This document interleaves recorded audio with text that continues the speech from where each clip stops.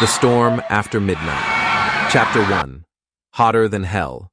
Columbus, GA, October 17th, 2027. The sun felt like it hated the South. It was damn near 113 degrees and the breeze was gone. Kendrick Waters stood outside Carver High School, sweat dripping down his temple, watching kids stumble out like baked chickens from a broken-down oven. "Y'all hydrate now," he shouted. "That heat stroke ain't got no respect." They barely heard him. Most had earbuds in, shirts untucked, faces drained. It hadn't rained in weeks, and folks were saying the Chattahoochee River was turning into memory. Kendrick adjusted his ball cap. He was 38, ex-Army, now a high school science teacher. He'd done 2 tours, but nothing scared him more than this heat. It wasn't natural. It felt weaponized. Inside, the AC had coughed its last breath 2 days ago. Half the teachers had called out, but Kendrick stayed, because someone had to. As he walked back into the science lab, his phone buzzed. A text from Dr. Mila Rhodes.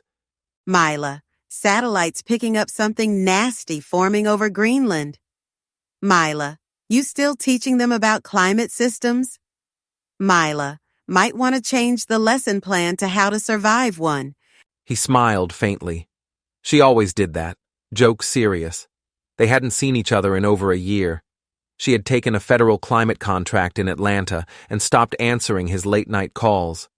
But deep down, he still loved her. Atlanta, GA. That same night. The Gold Room nightclub was packed, like folks could dance away the end of the world. Lotto Savage, the undisputed boss of Southside Atlanta, leaned back in VIP, watching the money fly. Diamonds in his ears, black Balenciaga tee, and a 40 under the table just in case. His eyes weren't on the money, though. They were locked on Keisha Blaze, curvy, caramel-skinned, storm in heels. The way she danced, the room disappeared, until it didn't. The bass cut, lights flickered, then the screens on the wall glitched, showing static and a strange warning.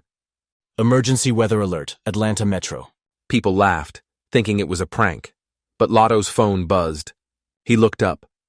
Outside the glass windows, the clouds were moving backwards.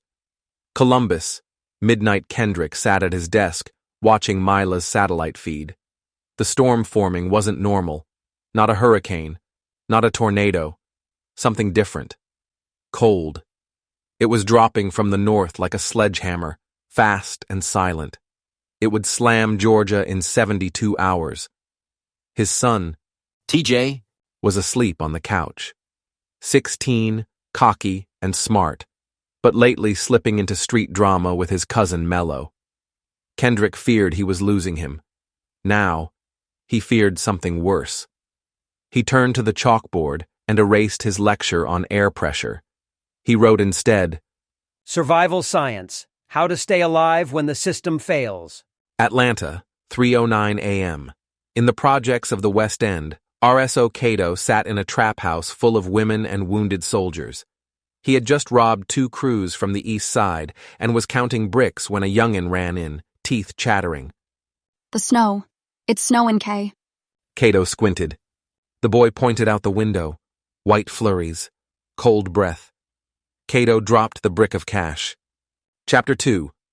Trappin' in the Cold Columbus, GA, October 18th, 2027, 4:33 a.m. TJ woke to a strange silence. No cicadas, no barking dogs, no sounds from the apartments below. Just stillness. He sat up on the couch, hoodie halfway off his body. Cold air slapped him in the face like a jealous girlfriend. He rubbed his eyes and peeked outside the window.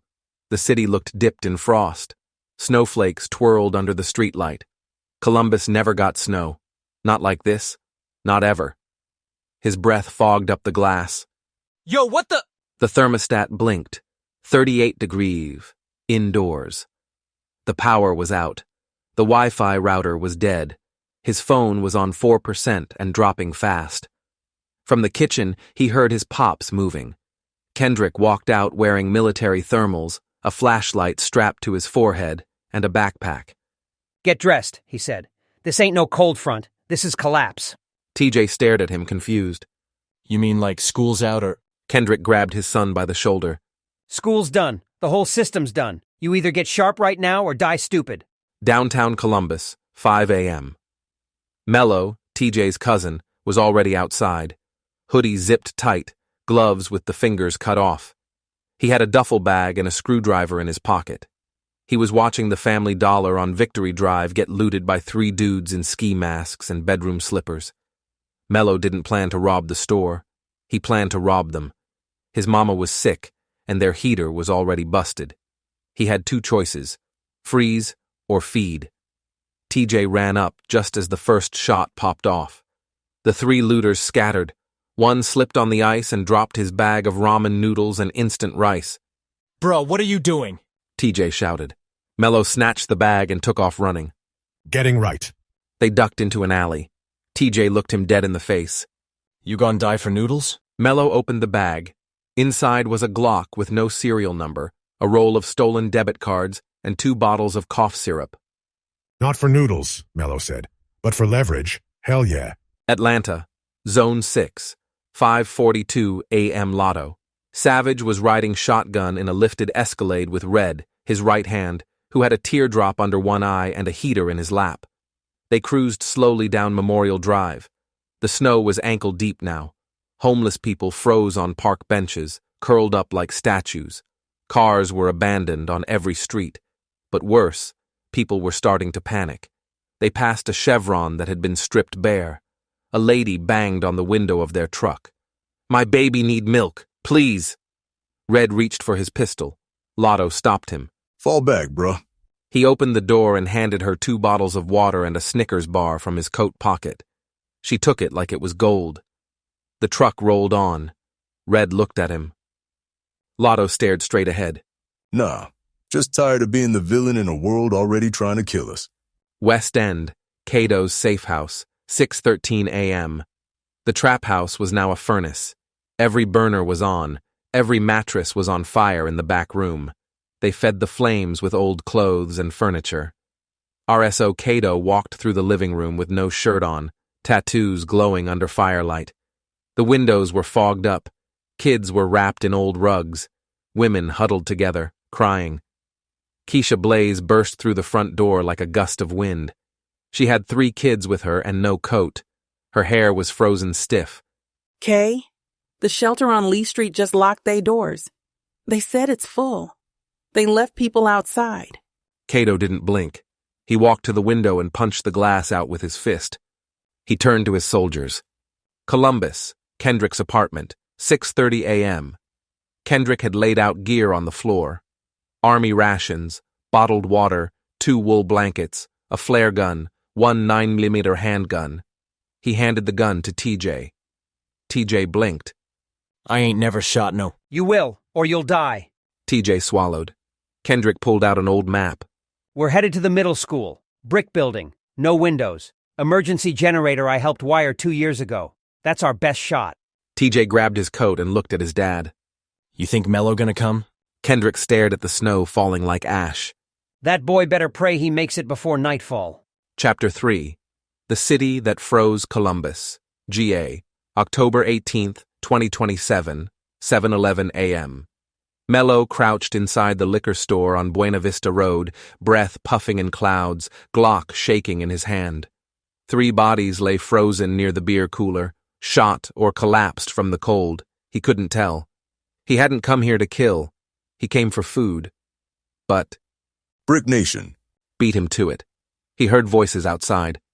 Mello crawled behind the register and texted TJ. Mello.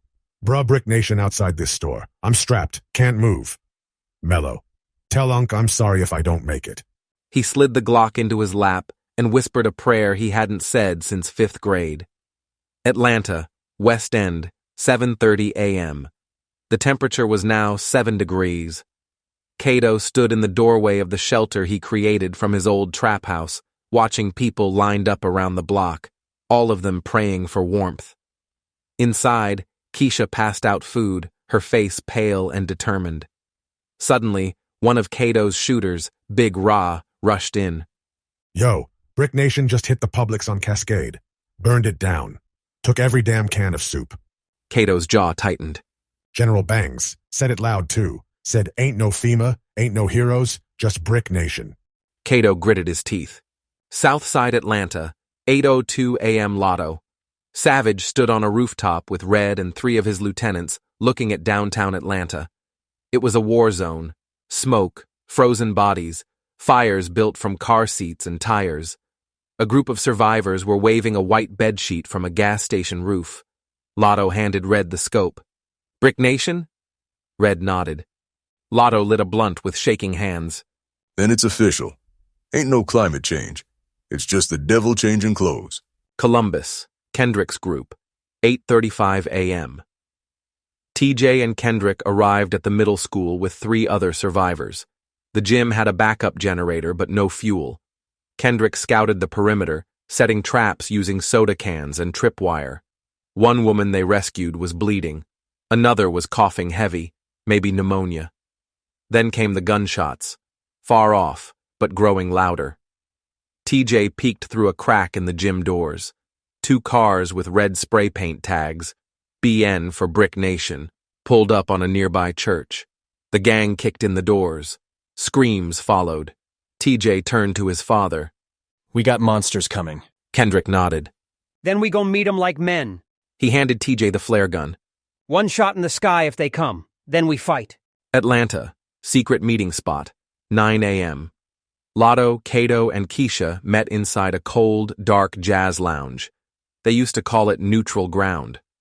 Now, it was War Council. Kaydoe poured a shot of Hennessy and slid one to Lotto. Always. Plenty. Keisha stood between them. You two used to want each other dead. Lotto smirked. Now we want everyone else alive. Chapter 4. Blood on Ice Columbus, GA, Buena Vista Liquor Store, October 18th, 2027, 9:17 a.m. Mello's fingers were stiff from the cold, his breaths shallow. The liquor store was a tomb now. The only sound was glass cracking under the boots of Brick Nation soldiers outside. They were in. Check behind the counter, a voice growled. Kill whatever moves. That voice belonged to Lil Munchie, the Columbus Brick Nation enforcer. Barely 19, face tatted, eyes twitchy from pill withdrawal and ice-cold rage. Mello gripped the Glock tighter. 1 shot, maybe 2. Then, movement.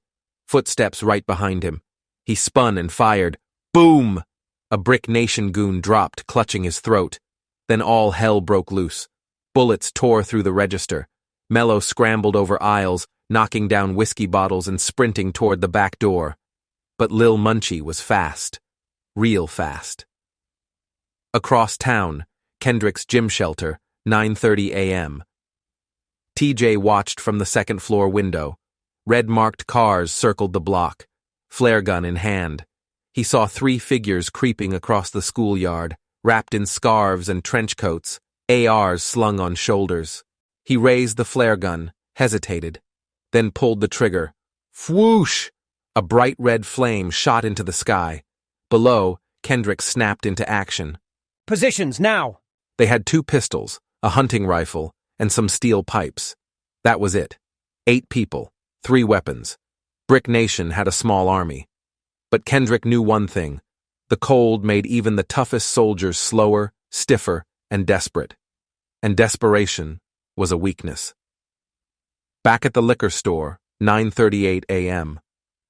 Mello ducked through the back alley, blood dripping from a cut above his eyebrow. He could hear Lil Munchie laughing behind him. I love the chase, lil homie. Run fast. Make it fun for me. Mello slipped, slammed into a dumpster, and saw stars. Munchie walked up slow, gun raised. You should have joined us, bro. Ain't no heroes no more. Just wolves and food. Mello closed his eyes. Then, boom! Munchie stumbled. Blood sprayed from his shoulder. A woman stood behind him in all black, eyes cold, smoking pistol in her hand. He said he ain't Brick Nation. That mean he mine. Her name was Mirage, a silent killer from Phoenix City who had done work for cartels, cops, and crews. She hated Brick Nation with a passion born in blood. Mello gasped. Who the hell are you? She holstered the gun. The only chance you got. Atlanta, 10 a.m. Trap House Command Post. Keisha stood in front of a map drawn on a wall with charcoal. The city was split in sectors: safe zones, dead zones, and brick zones. She circled one red X in particular. Bangs hit this shelter last night, she said. Only people that knew about that location was us. Lotto and Kaydoe exchanged looks. Keisha added, And that means they're not just trying to survive. They're trying to control what's left. Red walked in, holding a walkie. Kaydoe cracked his knuckles. Columbus, Kendrick's shelter, 10:30 a.m. Brick Nation opened fire on the front door. TJ ducked as bullets shattered glass. Kendrick fired 2 shots and hit one soldier in the leg. Another tried to crawl through the side entrance and caught a steel pipe to the face from a high school janitor named Mr. Clyde, who'd stayed behind to protect his students. We're not food, Kendrick shouted. They fought hard until the Brick Nation crew pulled back, dragging their wounded. One left a message spray-painted in blood on the gym wall. We'll be back, and you'll be bricks. Downtown Atlanta, 11:15 a.m. Mirage and Mello pulled up in a stolen BMW near the Capitol building, where Keisha had set up a refugee route. Mello was still bleeding, wrapped in a blanket. Keisha rushed over, eyes wide. You all right, baby? Mello blinked. I ain't no hero. I just ain't want to die like no bitch. Kaydoe helped him inside. Then he turned to Lotto. Lotto lit a match. Then let's bring the fire back. Chapter 5. Fireline Columbus, GA, Middle School Shelter, October 18th, 2027, 12:05 p.m. The gym smelled like sweat, smoke, and fear. Kendrick knelt next to Mr. Clyde, wrapping duct tape around a cracked pipe to turn it into a makeshift bat. The janitor, 65 years old, wore the same blue work shirt every day, keys still jingling on his belt, breathed heavy, lips turning blue from the cold. You good? Kendrick asked. Clyde nodded. Ain't gonna let no red bandana devils take these babies. Not while I still got bones that work. TJ stood nearby, learning how to turn a broomstick into a spear. He watched Clyde with new eyes, not as an old man with a mop, but a soldier in this frozen war. Outside, the temperature dropped to 3° F. Brick Nation was regrouping. Kendrick knew they were coming back, stronger, angrier, organized. This wasn't just about survival anymore. It was about sending a message. Atlanta, RSO Kaydoe Base, 12:18 p.m. Lotto, Kaydoe, and Keisha gathered 40 survivors inside an abandoned YMCA. They'd turned it into a safe zone, complete with heated barrels, dried food, and a street intel map coated in spray paint. Mirage stepped forward with Mello limping behind her. I got intel from East Columbus, she said. Brick Nation set up a winter court outside the old juvenile center. Every survivor within a mile gets brought there. Kneel and join or get left in the snow.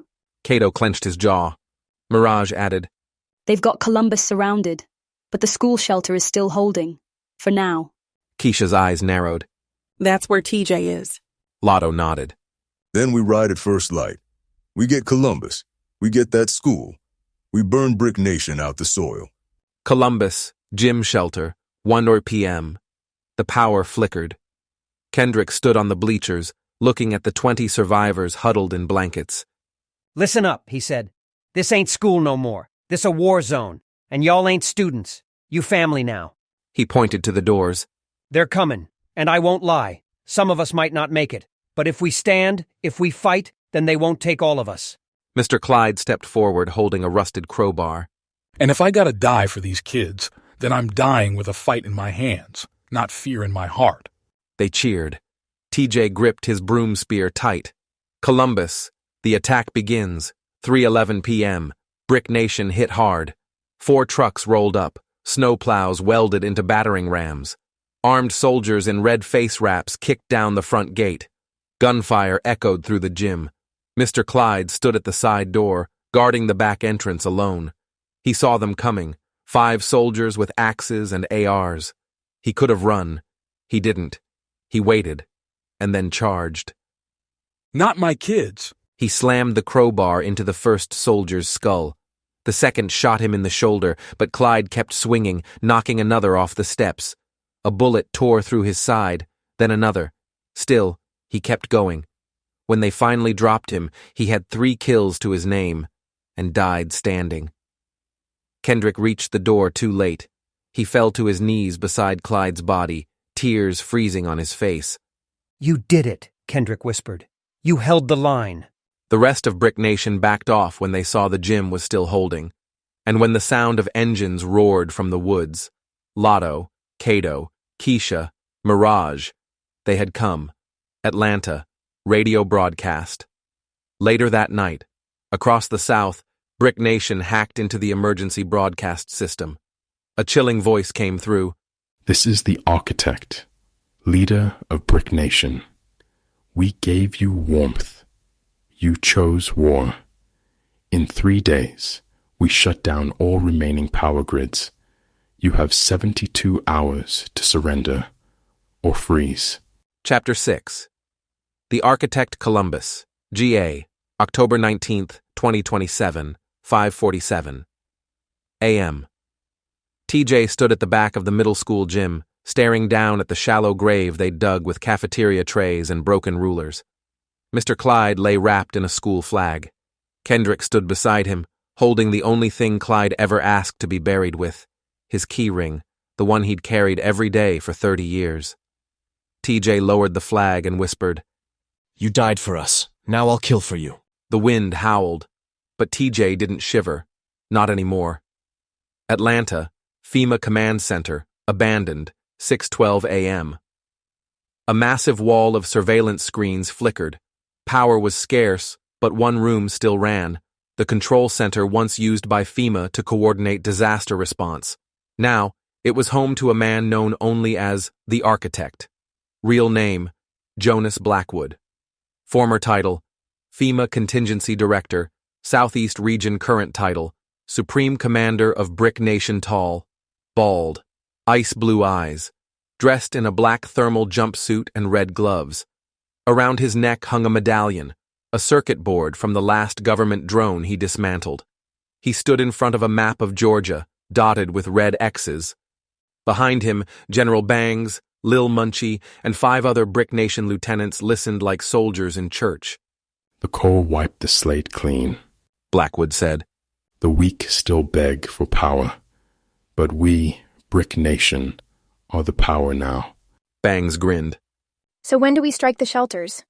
Blackwood turned, calm and slow. When they believe help is coming, that's when you strike. He flipped a switch. One of the screens lit up with a FEMA logo. Fake Rescue Mission, ETA, 24 hours. We've reprogrammed the lost emergency drone, Blackwood said. It will tell them salvation is coming. They'll stay put. And then... He smiled coldly. We turn their hope into heat. Columbus, Kendrick's shelter, 8:02 a.m. Keisha wiped tears as she hung Clyde's photo on the wall, right above the phrase scrawled in permanent marker. Died for the kids, lived with honor. TJ stood taller now. Same kid. New fire. He walked up to Mirage, who was sharpening a blade by the door. You still think I ain't ready? Mirage glanced at him, then handed him the blade. You'll know you ready when you kill with your mind, not your anger. Guess we'll see, TJ said, gripping it tight. Atlanta, safe zone, 10:14 a.m. Lotto and Kaydoe sat in an old barbershop with maps, radios, and a fire pit. They didn't talk much. They were men of action. But they both felt it. A shift. Brick Nation wasn't just street soldiers anymore. They were organized, intelligent, brutal. Kaydoe leaned in. Lotto nodded. Yeah, silence before slaughter. Just then the radio crackled. FEMA chopper en route to Columbus. Shelter, stay where you are. The room went quiet. Keisha stepped forward. FEMA's not coming. Lotto raised an eyebrow. You sure? Keisha stared at the flames. Because the man who's sending that message used to work with me. Flashback. 2 years ago. FEMA training facility. Keisha walked the halls of FEMA's Atlanta Operations Center in heels and a badge. She wasn't just a stripper. She was recruited for her street knowledge to work undercover on disaster response teams. That's when she met Jonas Blackwood, the newly appointed Architect of Emergency Operations. He was charming, quiet, deadly smart. But he had theories, ones that scared her. The South is bloated, weak, too many dependents. One disaster, and the real survivors will reveal themselves. The rest, collateral. She reported him once. They transferred her, then let him rise. Back in the present, Columbus Shelter, 11 a.m. The drone hovered over the school, dropping a speaker message. The crowd cheered. Kendrick didn't. TJ walked up beside him. You believe that? Nope. What we do? Kendrick looked toward the woods. We find where that message came from, and burn the lie before it kills us. Chapter 7. False Prophets, Columbus, GA, October 19th, 2027, 11:47 a.m., outside the middle school shelter. The FEMA drone circled like a silent god overhead, repeating the same message every 10 minutes. Inside the shelter, people were smiling for the first time in days. Kids laughed, elders prayed, some even started packing their bags. But Kendrick wasn't smiling. Neither was Mirage, who sat in the corner cleaning her rifle with an old t-shirt and a shard of mirror. TJ paced, gripping his newly sharpened blade. He didn't trust anything in the sky anymore. That FEMA voice sound too calm, he said. Exactly, Kendrick replied. Hope shouldn't sound like a trap. They had to know where it came from, and what was coming with it. 45 minutes later, on foot, Kendrick, TJ, and Mirage moved through a frozen rail yard half a mile from the shelter, following the drone's path with a handheld GPS Mirage had stolen from a National Guard corps 2 weeks ago. Every few minutes the drone hovered, as if it knew they were coming. They pushed through snow, broken fences, and overturned train cars. TJ was breathing heavy. Cold gnawed at his chest. Suddenly, Mirage raised a hand. Stop. TJ froze. Up ahead, nestled between two train containers, was a signal repeater, the kind FEMA used to broadcast alerts. But it was tagged. Red spray paint. BN, Brick Nation. Mirage's jaw clenched.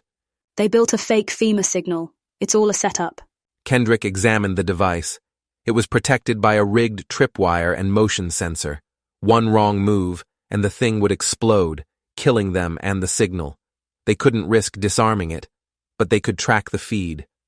Mirage connected it to her field tablet. A location popped up on screen. Old FEMA Depot, East Columbus. They're broadcasting the rescue live from there. Meanwhile, Brick Nation War Room, East Columbus. Inside the frozen Waffle House turned base, Lil Munchie sat at the counter, staring at a photo of his baby brother, Lil J. He wore red thermals, black gloves, and a pistol on each hip. General Bangs lit a cigar behind him. You ready to light up the shelters once that fake chopper announcement plays again? Munchie didn't answer. Instead, he carved something into the wood counter with a steak knife. TJ Waters, dead by my hand. Bangs squinted. That's Kendrick's son? Munchie nodded. He shot Jay at the school. Bangs puffed smoke. Jay was a soldier. He was my soldier. Munchie snapped. Then he stood up, grabbing his rifle. I don't need the chopper lie. I don't need a squad. I'm going into Columbus alone. I want the boy's face to be the last thing I see warm. Atlanta, abandoned news station, 2:33 p.m. Kaydoe and Lotto had set up a surveillance post using an old Channel 11 news van, powered by a gas generator and guarded by 2 ex-military shooters. Inside, Keisha stared at the broadcast signal hacking device Mirage had sent over. It's confirmed, she said. That fake rescue message? It's feeding from the same depot Jonas Blackwood, the architect, ran 5 years ago. Lotto turned from the window. So he wants the survivors to stay put. Keep them comfy while his soldiers pull up to massacre them. Kaydoe cracked his knuckles. Columbus Shelter, nightfall. TJ sat alone near the back door, carving Clyde's initials into the wooden wall with his knife. Suddenly, a soft crunch in the snow. Then another. He stood. Outside the gym, a figure moved through the shadows, slow, deliberate, silent. TJ raised his blade. Who's there? No answer. Just breathing. The back door creaked, and then, boom! Gunfire exploded. TJ rolled. Mirage tackled him down. 2 bullets slammed into the wall behind them. Montier. She growled. He's here. Chapter 8. The Blood Debt Columbus, GA, Middle School Shelter, October 19th, 2027, 9:12 p.m. The power was out again. Only flickers of light came from candles, lighters, and small fires in trash cans scattered through the gym. People were huddled in sleeping bags, whispering stories and prayers. And outside, death crept through the cold. Inside the gym, TJ clutched the pistol Mirage gave him. He's here, she whispered. Lil Munchie, alone, moving like a shadow. TJ's hands shook, but his feet stayed planted. His eyes scanned every corner. The way Clyde used to clean floors, he was now sweeping the room, but with intent to kill. They heard a metallic click. Then a bottle rolled across the gym floor. TJ stepped forward. Mirage grabbed his hoodie.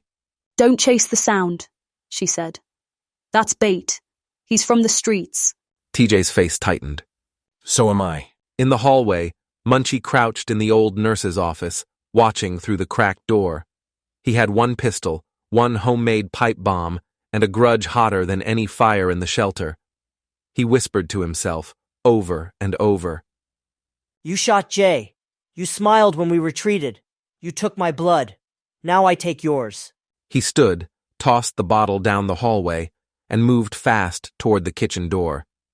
Elsewhere in the shelter, Kendrick had just returned from the drone hacking mission with intel on the architect's depot. He was about to warn everyone. Then he saw the fire escape door was ajar. He raised his rifle. Something's wrong. Back in the gym, a candle flickered. A scream. A shot fired. People ducked as a figure in red charged through the shadows, firing into the air, causing chaos. Mirage returned fire. Bang! Missing by inches. Then she saw blood dripping from the kitchen, and the small body of Kayla, a 9-year-old girl who used to follow Clyde around. Dead. TJ saw red. He didn't wait. He ran after Munchie. Kitchen. 2 minutes later, Munchie was reloading in the dark when TJ slid across the floor and tackled him from the side. Both guns dropped. They scrambled, punched, bit, fought like animals. Munchie reached for his blade. TJ slammed his fist into Munchie's face, but Munchie caught him with a knee to the ribs, flipped him over, and got on top. You don't even know what you did, boy, Munchie growled. He wasn't no soldier. He wasn't no shooter. Jay was trying to get out. He was going to leave Brick Nation for good. TJ spit blood. And you dragged him in. Then, he reached for the broken mop handle on the floor and, slam, drove it through Munchie's chest. Munchie gasped, eyes wide, and died with rage in his soul. TJ stood, breathing heavy. Mirage ran in, saw the body. You good? TJ didn't answer. He looked at his shaking hands, then whispered, This ain't feel like a win. Later that night, the survivors gathered to burn Munchie's body behind the school.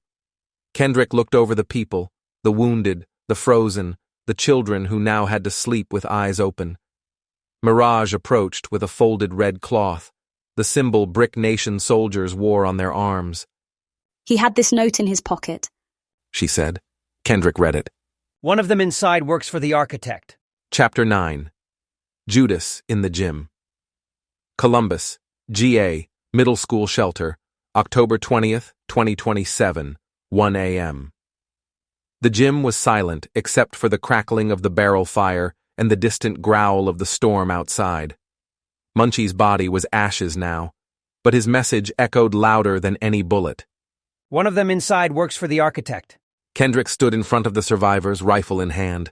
We don't panic, he said, but we don't ignore this either. He looked around at every face. Mothers, veterans, teenagers, children. Then his eyes settled on TJ. Whoever's leaking info, they let Brick Nation in. That blood is on their hands. In the hallway, 2:12 a.m. Zion sat alone near the locker room, hoodie up, hands trembling. He stared at a flip phone hidden under the bleachers, one of the last working devices Brick Nation had handed out to spies. No signal now, but the damage was done. He whispered to himself, I just wanted to keep my little bros safe. I didn't know they'd kill kids. Footsteps. TJ stepped into the hallway, face wrapped in shadow. I knew it, he said quietly. Zion looked up, eyes wide. TJ! You were the only one who knew where we kept Kayla's meds. The shooter went straight there. You told him. Zion stood slowly. My brother couldn't breathe, man. They gave me an inhaler. They promised. And Clyde died for your promises? Zion's lip quivered. They said they'd protect him. I didn't know. I swear. Kendrick appeared behind them, silent as snowfall. You got two choices, he said. Confess to the group, or we let the storm decide what you're worth. Later that morning, assembly in the gym. Zion stood in the center of the circle of survivors, hoodie off, eyes low. He confessed everything, said the name the architect, like it was a curse. Some people shouted. One mother threw a canned good at his chest. TJ didn't speak. He just stared. Finally, Kendrick stepped forward. No executions, we ain't Brick Nation, he said. But Zion, you're exiled. Gasps. You step 1 foot near this shelter again. You better pray the cold kills you quicker than we do. Zion nodded, crying. TJ walked over, dropped Clyde's old keyring in front of him. You locked us in with death. Clyde used to lock us in with safety. You don't deserve to carry those memories. Outside the gym, 7 a.m., Zion stepped into the snow. No coat, no shoes, just regret and frostbite, and the long walk toward whatever punishment the world had left for traitors. Chapter 10. The Depot Raid, East Columbus, former FEMA Depot, October 20th, 2027, 12:32 p.m. The building used to be a place of hope, pallets of food, bottled water, blankets stacked to the ceiling. Now, it was a concrete tomb. Every wall bore the Brick Nation BN tag, sprayed in blood red. Generators hummed, running on stolen gas. Cameras rotated across the snow-covered perimeter. Inside, the architect stood at a control panel, calm, dressed in jet-black military thermals. Around his neck hung a burnt American flag badge, half melted from the fire he used to torch FEMA's final mission. He watched the drone feed from Kendrick's shelter. They still believe in rescue, he whispered. Good. Let them gather. Let them hope. Let them die together. Southside Atlanta, 1:05 p.m. Lotto Savage led a convoy of 4 trucks and 30 survivors turned soldiers, all armed, layered in stolen thermal gear, and ready for blood. He leaned out the window, teeth gritted. This the last time they paint red on our city. We taking it all back, in silence or screams. Kaydoe followed in the second truck, fire in his eyes. Keisha rode beside him, clutching a sawed-off shotgun and a photo of Clyde she kept in her coat. They weren't just going to raid the depot. They were going to end the architect. Columbus, shelter evacuation, 2:12 p.m. Kendrick, Mirage, and TJ had gathered every remaining survivor, 43 people, into a line of pickup trucks and modified school buses. They were headed for the Stone Ridge Tunnel, an old rail line Mirage found on a faded military map. TJ stood on the roof of the lead bus, rifle in hand, eyes scanning the tree line. If we get hit during this move, Kendrick said, we lose everything. Mirage answered. Then we don't get hit. Elsewhere, abandoned church ruins, same time. Zion Hartfield knelt by a barrel fire inside a collapsed chapel, feeding 2 kids from a can of beans. He looked thinner, eyes darker, but they still held fire. He had survived frostbite, wild dogs, and even a Brick Nation patrol that tried to kill him when he refused to rejoin. Now? He'd built a safe haven in the ruins, a place he called Clyde's Cross. On his chest? Clyde's keys, wrapped on a shoelace. He wore them like armor. Suddenly, a drone buzzed past overhead. Brick Nation's drone. Zion grabbed his pistol and stood in the snow. Time to pay my debt. FEMA Depot, 2:40 p.m. Lotto's convoy hit first. One of his shooters, Tone Mack, disabled the perimeter cameras with a signal jammer. Mirage's drone team flew above, feeding real-time footage to Kaydoe's tablet. Then, like thunder in the ice, the gate came down. Boom! Lotto's men flooded the front. Kaydoe's team circled from behind. The depot guards, Brick Nation soldiers in stolen FEMA gear, returned fire, but they weren't ready for this heat. Inside the depot, the architect watched the monitors crackle with static. Interesting, he said. Bangs burst in. They flanked us. They think they can stop a system with bullets? Blackwood turned to a metal case labeled Project Zero. Inside was a final card, a thermal detonator rigged to blow every depot still standing in Georgia. He smiled. Let them in. We'll drown them in the cold. Back at the tunnel entrance, 3:01 p.m., TJ helped load the last group of children into a school bus. Mirage gave the go signal. Suddenly, a Brick Nation truck came flying out of the woods, guns blazing. TJ jumped down, rolled, and returned fire. Then, another shot came from the side. One of the brick soldiers dropped. TJ turned. Zion was standing at the tree line, bleeding, limping, but holding a smoking pistol. I ain't letting another shelter fall, he shouted. Not while I'm breathing. Kendrick stared in shock. Zion? Zion tossed a grenade into the truck and turned away from the explosion without flinching. I came back to carry the keys, sir. Not because I'm forgiven, because I'm ready. FEMA Depot, 3:12 p.m., control room. Kaydoe and Lotto reached the control hub. The architect was waiting. Gentlemen, he said, standing calmly. Welcome to the rebirth. Lotto fired. The architect ducked behind the desk, hit a red button. Too late. This depot's done. The countdown began. 00:59, 00:58, 00:57. Keisha ran in behind them. We have to go now. Lotto grabbed the architect, pistol to his head. You die first. Kaydoe pulled Lotto back. They ran. Seconds later, boom! The depot exploded in a ball of white fire and flying ash. The architect vanished in the smoke. Chapter 11. Ashes of the Old Columbus, just outside the depot ruins. October 20th, 2027, 4:23 p.m. Snow fell soft as ash. The ground where the FEMA depot stood was still hot, smoking from the explosion. Twisted steel and melted signs lay like skeletons in the snow. Kaydoe stood silent in the wreckage, shotgun on his shoulder. Lotto kicked a twisted piece of red-painted debris. You think he's really dead? Keisha stared at the fire through tears. Not from sadness, from exhaustion, from memories, from everything Clyde stood for. If he was human, yeah. But something tells me we were never fighting a man. Columbus, Stone Ridge Tunnel Encampment, 6:09 p.m. The survivors had made it. Mirage's plan worked. The abandoned railway tunnel, a steel giant built beneath the city decades ago, was dry, defensible, and full of iron skeletons from forgotten trains. They turned it into Camp Clyde. Generators whirred. Fires crackled in barrels. Kids drew murals on the walls. And in the middle of it all, Zion hung a chain of keys above the tunnel arch. His chain.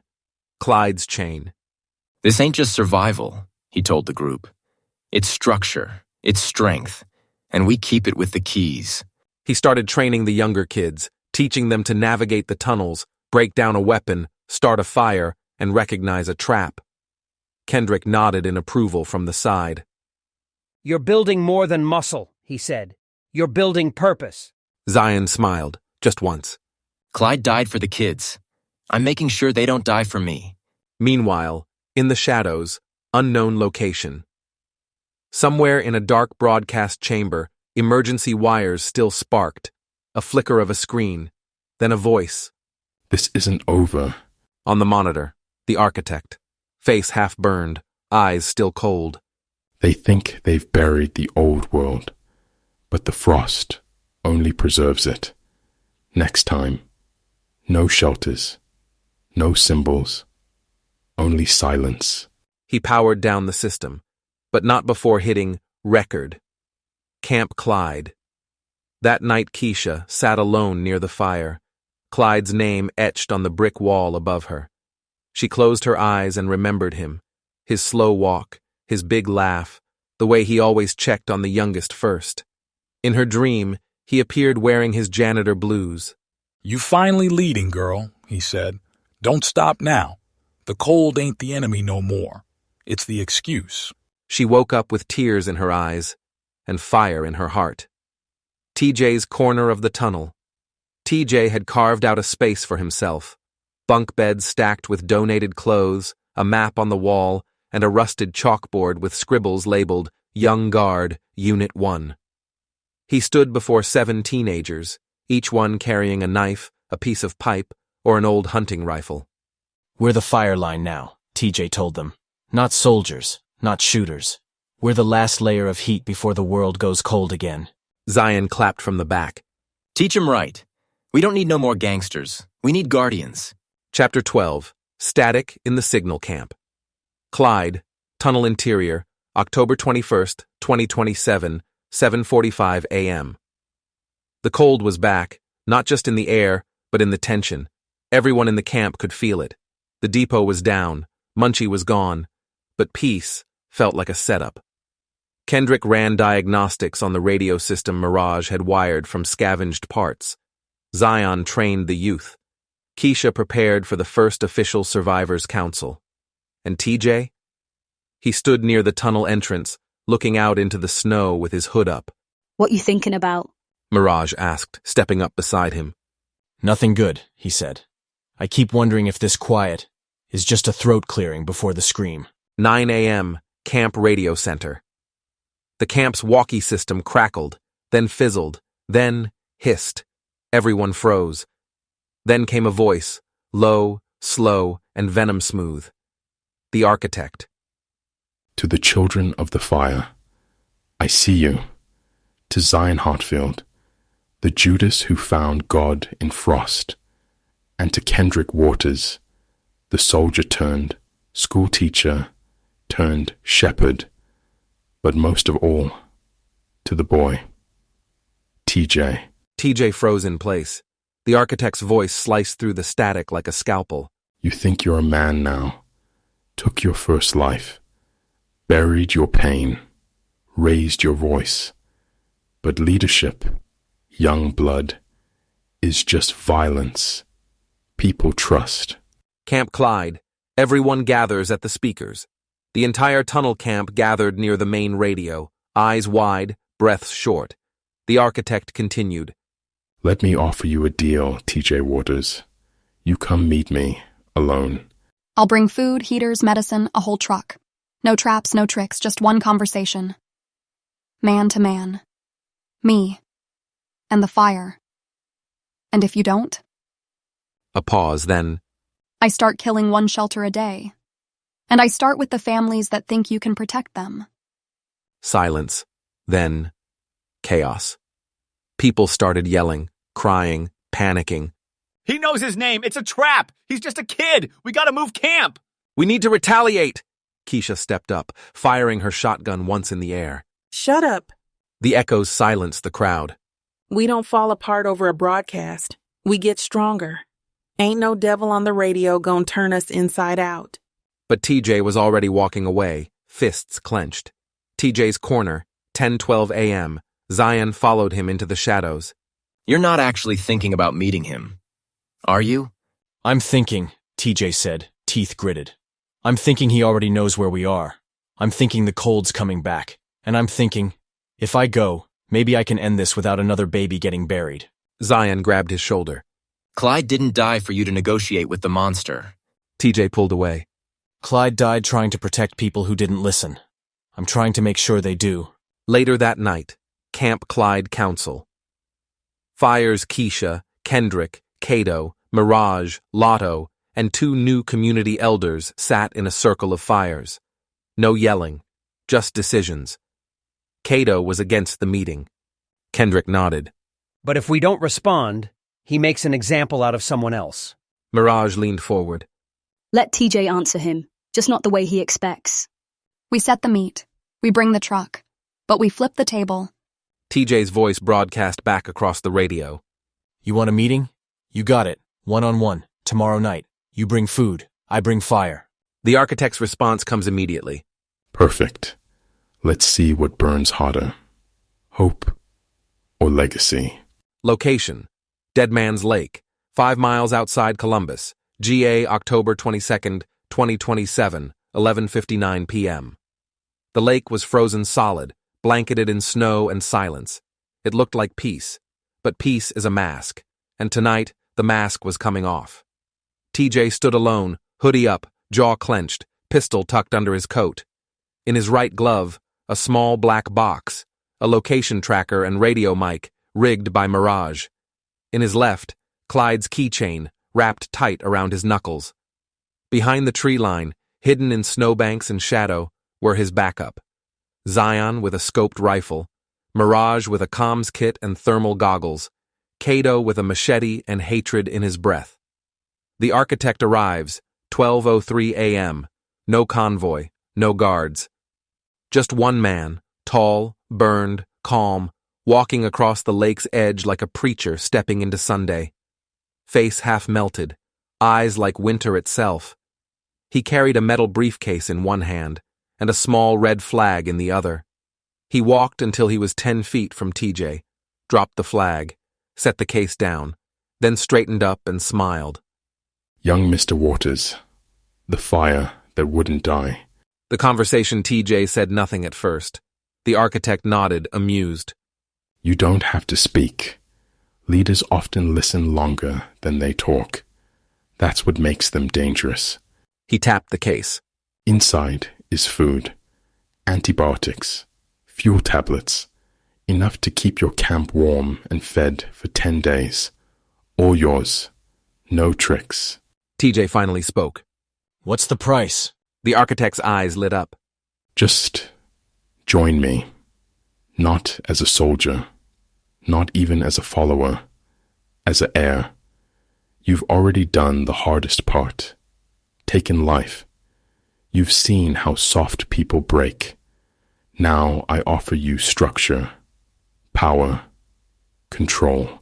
TJ laughed cold. You're offering me a throne made of corpses. The architect stepped closer. I'm offering you a way to stop burying people.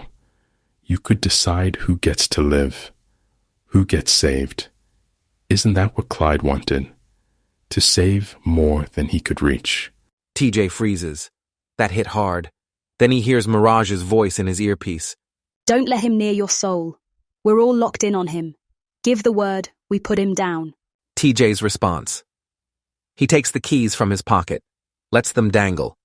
You think this right here is just a symbol? He takes a step closer. Clyde never had control. He had conviction.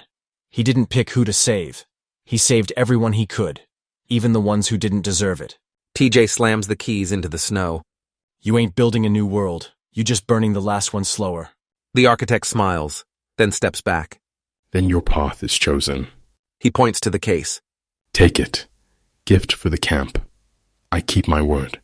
TJ narrows his eyes, then picks it up slowly and tosses it across the ice. Boom! It explodes in a burst of fire and shrapnel, a proximity-triggered trap. TJ dives, rolls. Kaydoe opens fire from the trees. Mirage locks onto the architect. Zion takes a shot, misses. The architect vanishes into the trees, laughter echoing in the cold. Minutes later, regroup at the tree line. TJ's coat is scorched, bleeding from his side. Mirage patches him fast. Zion kicks the snow. We had the shot. I missed. That's on me. Kaydoe growls. TJ sits up, breath fogging in the night. Then here's ours. No more conversations, no more camps. We go to war. The architect offered legacy. TJ gave him defiance. And now, everything burns. Chapter 14. The Warm Before the End, Camp. Clyde, October 23, 2027, 7 a.m. The camp woke up to silence. No wind, no ice falling, just a stillness that didn't feel like peace. It felt like a pause. Kendrick stood near the radio tower, reading the new temperature report Mirage decoded from satellite intercepts. The warmth was unnatural. This ain't mercy, he muttered. It's setup. Storm's holding its breath. Behind him, Keisha stood with a clipboard, directing dozens of survivors in packing essentials. We can't ride this tunnel forever, she said. We head north in 72 hours. Anyone who stays, stays buried. Keisha's journal, entry 1. Day 1 of evacuation prep. We've lost good people. Clyde, Mr. Alvin, Risa, Munchie, even him. But we've gained something too. Voice. Vision. If this story gets told after, I want it told right. We weren't just survivors. We were architects of the future. Zion's corner of the tunnel, the Keys unit. Zion's small team of youth had grown from 4 to 12. They trained daily. Trap setting, map reading, first aid, hand-to-hand survival. But one new recruit stood out, Leah Prince, 14 years old, lost both parents in the second freeze. Sharp, silent, eyes like broken glass and thunder. She volunteered on her own. Zion pulled her aside. Why are you here? She stared him down. Because y'all talk about Clyde like he was a hero. My mom died holding her little sister in a gas station. Nobody came. She dropped a rusted pocket knife in his hand. Train me right, or get out the way. Zion just nodded. Keys don't get handed out anymore. You earn them. Underground, Kendrick's hidden room Mirage, and Kendrick cracked open a FEMA laptop recovered from the depot's rubble. After hours of decoding, it opened. A digital map of survivor outposts and FEMA control tests. Cities with shelters that never got help. Places where survivors were monitored, not rescued. At the top of the encrypted file, Project Winterpulse. Objective: test long-term urban survival under catastrophic weather conditions. Remove external aid. Introduce threats. Log results. Kendrick stared at the screen. We weren't abandoned. We were an experiment. South Atlanta, hidden radio station. Same time Lotto and Kaydoe crept through an abandoned office building, following faint audio signals picked up by their scanners. What they found chilled them deeper than the storm. A makeshift studio, walls covered in Brick Nation symbols. Inside, 3 survivors, chained, weak, glassy-eyed, repeating phrases into a mic. There is no fire. There is only frost. The storm is truth. The architect is salvation. Kaydoe pulled his pistol. Lotto unplugged the equipment. They looked at each other. He's brainwashing the ones too scared to think, Lotto muttered. Turning pain into religion. Kaydoe gritted his teeth. Camp Clyde. That night. At the fire circle, TJ spoke to the camp. We found out something today. This whole time, we weren't left behind.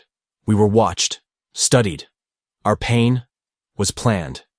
But we're still here. He looked at the youth. Zion's training them. Keisha's leading us out. Kendrick's showing us truth. But what we all need now is unity. He raised a hand, Clyde's keys wrapped around it. When that final storm comes, we meet it with fire in our chest, not fear in our bones. The crowd erupted, and far off, somewhere unknown. The architect watched from a drone feed. He sipped something warm, smiled. Let them have their moment. The last warmth is always the sweetest. Chapter 15. Project Winterpulse Camp Clyde, October 24th, 2027, 6:20 a.m. Keisha stood in the center of the underground planning chamber, a former subway car turned council room, surrounded by maps, schedules, and survivor logs. She looked at the faces of her council. Kendrick Waters, Zion Hartfield, Mirage, Lotto Savage, Kaydoe, Ms. Rell, a 52-year-old former school principal who handled food and child welfare, Dale Knox, ex-National Guard, recently promoted to lead transport logistics. They were the brain behind the movement north, and one of them had already sold them out. 3 hours earlier, Kendrick's quarters Mirage passed Kendrick a cracked tablet pulled from a dormant Brick Nation drone. Inside, a message file labeled Phase 4, Fire Migration Intercept, Route Leaked by K-Delta Contact, K-Delta. Council member. Encrypted GPS data showed an ambush planned exactly along the survivor convoy route north, complete with sniper nests and thermal charges. Kendrick stood up slow. We got a Judas in the circle. Back to the council, 6:23 a.m. Keisha slammed a wrench on the table. Somebody in this room gave away our next route. Everyone stared at each other. Zion's hand hovered near his sidearm. Ms. Rell shook her head. That's not possible. You told us all separately. Kendrick nodded. Exactly. We gave each member a different version of the route map. Minor detours, different gas stops, changed city checkpoints. He tossed the drone log on the table. Only Dale Knox's version matches the GPS in Brick Nation's ambush plans. The room went silent. Dale didn't flinch. You can't be serious. I fought for this camp. Mirage stepped closer, voice like cut glass. You fought because we fed you, but your loyalty was least. Dale reached for his coat. Zion already had his gun drawn. Try it. Keisha nodded once. You got 30 seconds to explain, Dale? Or we're sending your ashes back in the architect's next supply box. Dale's confession. My wife and son are in an architect-controlled zone outside Albany. They offered me proof of life. Said they'd deliver them here, if I fed updates. I never thought they'd move so fast. I never gave them exact times. Zion cut him off. You gave them the doors. They didn't need the keys. The sentence Kaydoe wanted him dead. Lotto agreed. But Keisha, fire in her chest, tears in her throat, made the final call. We don't feed traitors to the storm. We feed them to the truth. Dale was stripped of rank, shackled, and locked in the old janitor supply closet, the one Clyde used to sleep in on double shifts. His punishment? To clean the floors of the shelter daily, not with water, but with stories of the people he endangered. He would record names, write confessions, and when this was all over, his words would live longer than his betrayal. Meanwhile, Aaliyah's first kill Zion and the Keys unit were out training near the edge of the old industrial zone. Suddenly, gunfire. One of the smaller boys, Milo, got clipped in the shoulder. Zion spun, saw a Brick Nation scout charging, but the shot that dropped the enemy? It wasn't Zion's. It was Aaliyah's. One clean bullet from a rusted revolver. She didn't cry. She walked over, picked up the shell, and handed it to Milo. Keep it, she said. Means you don't die today. TJ's Fireline briefing, 9 p.m. The first true Fireline unit was formed, 15 teenagers, trained under Zion, armed and trusted to protect the most vulnerable during the journey north. TJ stood in front of them. We're not warriors. We're walls, between the weak and the wolves. You see cold, you light fire, you see fear, you walk forward. Then he handed each of them a single melted key from Clyde's old ring, crafted into necklaces by the camp's metalworker. You don't wear this for show. You wear it so when death stares you down, you remember what you're defending. Chapter 16. The Exodus Location, leaving Camp Clyde, Northern Georgia, Route 19. Date, October 25th, 2027, 5:42 a.m. The caravan moved like a serpent of heat through the frost. 4 buses, 3 cargo vans, 2 makeshift trailers pulled by retrofitted trucks. One mission, get north, stay warm, stay alive. Keisha stood on top of the lead vehicle with a bullhorn and binoculars, her voice cutting through the cold air. All units, stay in line, eyes open. This is no longer a shelter. This is a movement. TJ rode shotgun in the 3rd bus with the Fireline unit locked and loaded behind him. Aaliyah Lil Fire rode next to him, her revolver holstered, a key necklace glowing in the sunrise light. Feels too calm, she said. That's how traps work, TJ replied. 5 miles ahead, an abandoned overpass. In the shadows of a crumbled bridge, Brick Nation scouts crouched in position. They wore tattered FEMA jackets and red scarves, weapons wrapped in black plastic to avoid frostbite damage. Their mission wasn't to kill the caravan, it was to bleed it, slow it down, cause panic, and call in the main force. 7:03 a.m., the first shot. A shot rang out. The second cargo van exploded in flames, screams, metal tearing. The caravan halted. Ambush! Kendrick shouted from the 3rd vehicle. Form the circle! Fireline! Get the kids down! Inside the chaos. TJ kicked the bus door open and hit the snow running. A group of elders had fallen out of the final trailer. Fireline unit members, all under 17, scrambled into position, forming a human barricade with guns and shields. Zion radioed. South tree line, 4 incoming. Mirage popped up from behind an overturned generator sled and dropped 2 brick soldiers with precision shots. Aaliyah grabbed Milo, dragging him behind cover just as bullets riddled the road. I got eyes on snipers. 3rd floor, old motel. She yelled. TJ turned to her. Can you make that shot? She just nodded. Pop. Sniper dropped. Inside bus 1, Dale Knox makes his move. Chained to the emergency rail in the back of bus 1, Dale Knox heard the screams, saw the fire, and made a decision. Forgiveness ain't earned with silence. He snapped his thumb out of socket, slid the shackle off, found a toolkit under the back seat, and grabbed a flare gun. Meanwhile, Fireline holds the line. 3 Brick Nation foot soldiers advanced with machetes, yelling war cries. Laya stepped forward, flanked by 2 smaller teens. We ain't prey. She fired once, missed, reloaded, fired again, hit. The soldier dropped, then she threw her knife at the second. It stuck in the shoulder, enough for Zion to finish him from a rooftop. Lil Fire, one of the kids shouted. She a damn superhero. Then, boom. An explosion rocked the front of the convoy. Keisha got hit. She collapsed from the platform above the truck. TJ ran through smoke, fire in his lungs. Kendrick met him halfway.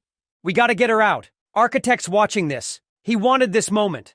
Suddenly, a red flare lit the sky. Everyone froze. The flare arced, then exploded in the shape of a key.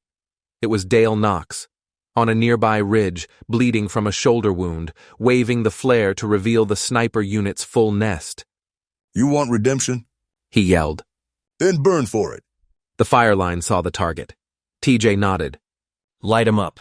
A coordinated assault from Fireline, Zion's Keys unit, and Mirage's sniper crew cleared the ambush. Aftermath, 8:22 a.m. The fires were out. Keisha was alive, grazed, but conscious. 7 survivors were wounded. 1 elder didn't make it. TJ and Aaliyah sat in the snow, blood-stained but breathing. Dale limped toward them, holding up his hands. I'm not asking to come back in. Then why'd you come back? TJ asked. Dale dropped his last medkit at TJ's feet. Because if you die, we all freeze. The Fireline held. The traitor earned back fire. And the north, still far, and full of frost. Chapter 17. Lil Fire's Law, Camp on the Move, Georgia Backwoods, October 25th, 2027, 8:42 p.m. They were camped beside an abandoned ranger station, halfway between Columbus and the northern ridgeline. Snow had started to fall again, thick, soft, deadly. But inside the glowing tents, something was changing. Not just survival, structure. Inside the warm tent, Youth Fireline briefing. Aaliyah sat at the center table, flanked by TJ, Zion, and 3 new recruits. We're not just running anymore, she said. We're responding. We're holding zones. And we're watching ourselves. She unrolled a handmade scroll with 7 symbols. Lil Fire's Law, code for young defenders. 1. Never shoot without reason. 2. Always save someone smaller. 3. If you freeze, scream loud. 4. Learn something new every day. 5. Bury your dead with honor. 6. Burn no innocent shelter. 7. Die standing. Zion nodded. These aren't orders. These are oaths. TJ handed Aaliyah a patch, a stitched flame over a pair of wings. Fireline Command. You earned it. Elsewhere, Keisha's video journal face pale, bandage on her ribs, but eyes still fire. This might be the last entry I make, just in case. She looked into the camera, eyes glistening. We've lost so much, but what I see in these kids, what Clyde died for, it's not just heat. It's humanity. If I don't make it, tell them I died believing they'd build a world where warmth didn't need a gun to defend it. Encrypted channel intercept, Mirage's laptop. A coded drone transmission breaks through. Project Winter Pulse. Final broadcast. Burn the last light. Thursday, Nov 25, 5:00 p.m. EST primary targets. Stone Ridge survivors. Camp Clyde. Fireline. TJ Waters. Kendrick's hands clenched. He's planning a live massacre on Thanksgiving. TJ stood. Then we stop the broadcast. We kill the signal. And if he's there, we bury the architect in ice or fire. Chapter 18. Dead Man's Fire. Northern Georgia. Highway 129. Wreck route. October 26, 2027. 4:43 a.m. The survivor convoy crept through the fog like hunted prey. They had 42 hours before the architect's Burn the Last Light broadcast was set to go live. The fire line was on edge. Mirage rode point. Zion walked rear guard. TJ stood beside Keisha, who now moved with a cane, voice rasped from painkillers and fatigue. This final stretch, she said. Either we shut him down, or we become part of his show. Inside cargo truck number 2, Dale Knox's seat. Dale rode alone. He hadn't spoken much since the ambush, but he'd done everything. Repaired engines, guarded elders, carried bodies without complaint. Even Aaliyah, once cold toward him, gave a respectful nod the night before. You taught me one thing, she said. Redemption don't speak loud. It acts. Now, in the pre-dawn dark, he heard something. A click under the truck floorboard, then a whirring sound, soft, mechanical. He froze, lifted the panel. A bomb, wired to GPS. He radioed Mirage instantly. Got a frostbite rig in truck 2. Proximity armed. Triggered when we hit the tower's GPS grid. It's real. Mirage's voice shook. Can you defuse it? Dale looked down. Wires twisted like vines. Brick Nation tech, crude, dirty, deadly on purpose. No time. He pulled the mic close. I'm rerouting. Camp radio tent, 4:58 a.m. Panic erupted. We can evac the truck. Cut the power line. Dale, wait. TJ's voice cut through. Dale, don't do this unless it's the only way. Dale smiled, steering the truck off-road toward the rising tree line. Tell Clyde I'm cleaning up my mess. And tell those kids, my fire came late, but I lit it anyway. Explosion, 5:03 a.m. A fireball lit up the Georgia skyline. The bomb detonated mid-turn, far from the convoy, directly over a Brick Nation drone relay outpost. 3 scouts died instantly. The drone link fried, and the architect's countdown staggered. Zion found Dale's body cam 3 hours later, ejected from the blast zone. He brought it to TJ. They played the final 12 seconds. You don't gotta be a hero to help. Just gotta stop running. I stopped.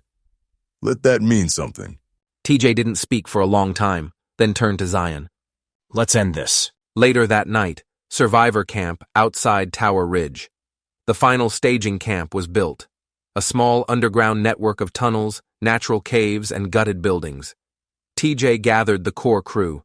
Aaliyah, Lil Fire, Zion and the Keys unit, Mirage, Sniper, Keisha, Council Leader, barely holding on, Kendrick, Intel, Explosives. We strike tomorrow, TJ said. One day before Thanksgiving. One day before he tries to burn the last light. He held up Dale's dog tags. We don't run, we rise.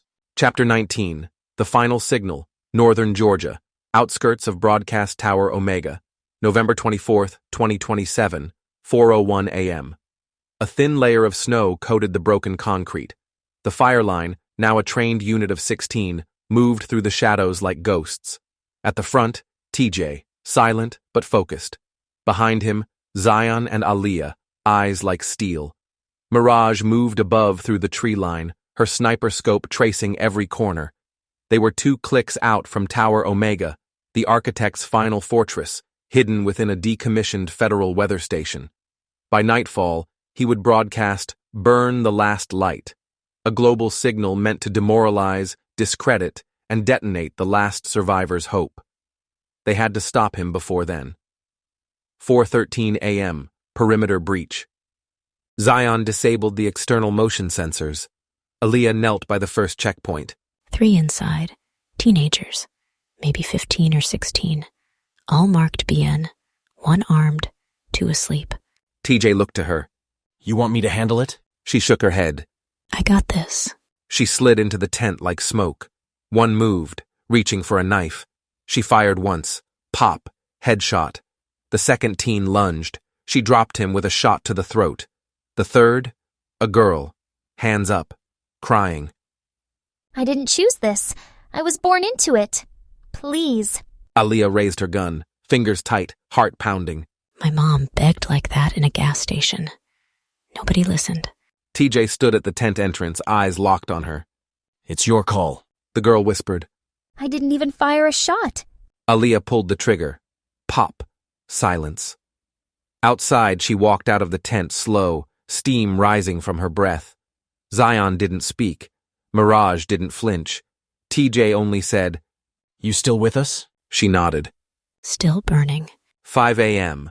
Tower Omega Interior. Inside the tower, they moved like blood through veins. They passed through. Cold propaganda rooms with fake Clyde voiceovers. Survivor recordings, twisted into shame. Blueprints for psychological warfare. Mirage grabbed one tape, marked Fireline Failure File DAO 1. She crushed it under her boot. We tell our own story. 5:17 a.m. The signal chamber. TJ kicked in the final door. Inside, the architect, standing calmly in front of a wall of flickering monitors. He was alone. Burned face, gloved hands, voice calm. You're early. TJ raised his rifle. You're done. The architect laughed. No. You're not here to kill me. You're here to prove I was wrong. He pulled out a detonator. But what if I told you the broadcast already started? The room lit red. You kill me now. The whole tower melts. You let me speak. The world hears your fire. A standoff, TJ breathed. You want to show them what heat looks like? He turned to Aaliyah. Lil Fire, show him. She stepped forward, looked the architect in the eyes, raised the gun. Clyde died for warmth. You live for cold. Pop, headshot. The architect's body collapsed against the console. Mirage grabbed the detonator, disarmed it. The countdown froze at 0013. Chapter 20, The Last Broadcast Tower Omega, November 24th, 2027, 6:01 a.m. The tower was quiet now. No alarms, no static, no architect, just survivors. TJ stood in front of the ancient broadcast console, now rewired by Mirage, flames crackling behind him in a repurposed furnace built from Brick Nation scrap. The architect's empire of frost was gone, and the world was finally listening. 6:05 a.m., the final broadcast begins. Screens across the southeast flickered to life, in shelters, in bunkers, in FEMA facilities still clinging to order, even in Brick Nation safe zones where young soldiers had once been told to kill warmth and obey ice. A new signal now played. TJ steps into the frame. No armor, no guns, just Clyde's keys around his neck and fire behind his eyes. If you're hearing this, you survived something no man ever should have designed. They told us the cold was natural, that the storm was bigger than us, that we had to choose between obedience and extinction. But here's the truth. He held up Clyde's keys. The warmth never left. It just needed someone to carry it. We lost elders. We lost friends. We lost cities. But what we didn't lose was each other. Cut to Aaliyah, Lil Fire. She stands beside Zion and the Fireline unit, snow falling gently around them. She speaks. I was 14 when I picked up a gun. I didn't want to survive. I wanted revenge. But then, I found something better. I found purpose. You don't need to be perfect. You just need to be willing. Cut to Keisha, seated, weak but smiling. We built Camp Clyde with our bare hands. We led with stories, with music, with memories. To every survivor camp out there, you are not alone. Then, the screen goes black for 3 seconds. A single phrase appears in white. We carry the fire. Then, a slow scroll begins. The names. Clyde M. Lewis, Dale Knox, Kayla Monroe, Mr. Alvin, Munchie Hartfield, Lil J, Risa Gold, Jamar the Mechanic, Big Tone, Dr. Mila Rhodes, in memory, and hundreds more. Final scene, 24 hours later. The fire line buries the architect beneath a frozen oak. No marker, no prayer, just silence. TJ walks to the edge of the ridge with Zion and Aliyah. What now? Zion asks. TJ takes the keys from his neck, places them in Aliyah's hand. Now we build, and this time, we leave the doors open. He turns to walk toward the trees. Where are you going? Aliyah asks. He smirks. Anywhere cold.